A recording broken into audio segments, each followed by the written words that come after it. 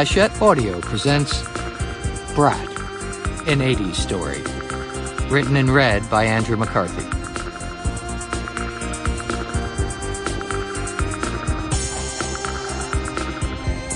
For Sam, Willow, and Rowan, take care with your youth.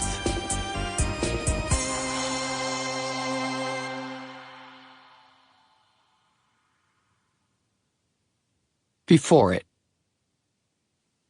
When I began to consider writing a book about my Brat Pack days, I worried that I wouldn't be able to recall many of the details from so long ago. I wondered if I would need to call upon old friends and work colleagues to fill in the blank spots. Then, as I began to write, things came back.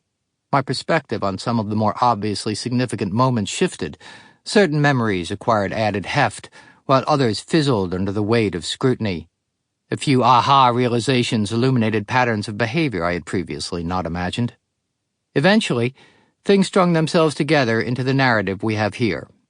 In the end, I didn't call upon anyone for their recollections, since what I found myself most interested in was making sense of the version of the past that I have lived with, invested in, and evolved from over the years.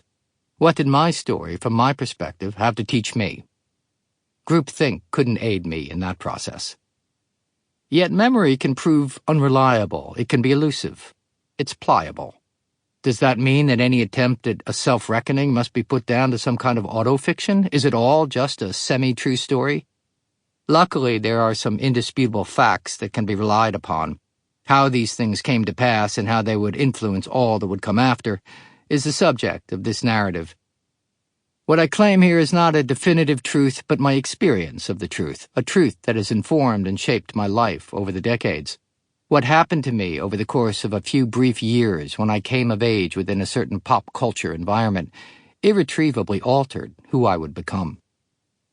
Some years ago, I wrote a travel book.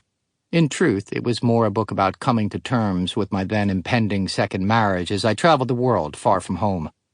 More specifically still, it became a book about how I would come to terms with two very disparate notions that resided firmly inside me, namely, a strong yearning for solitude and an equally strong yet seemingly incompatible desire for a deep and intimate loving connection with another human being. How well I wrestled with these two emotional alligators went a long way in dictating the course of that book, and continues to do so in my marriage.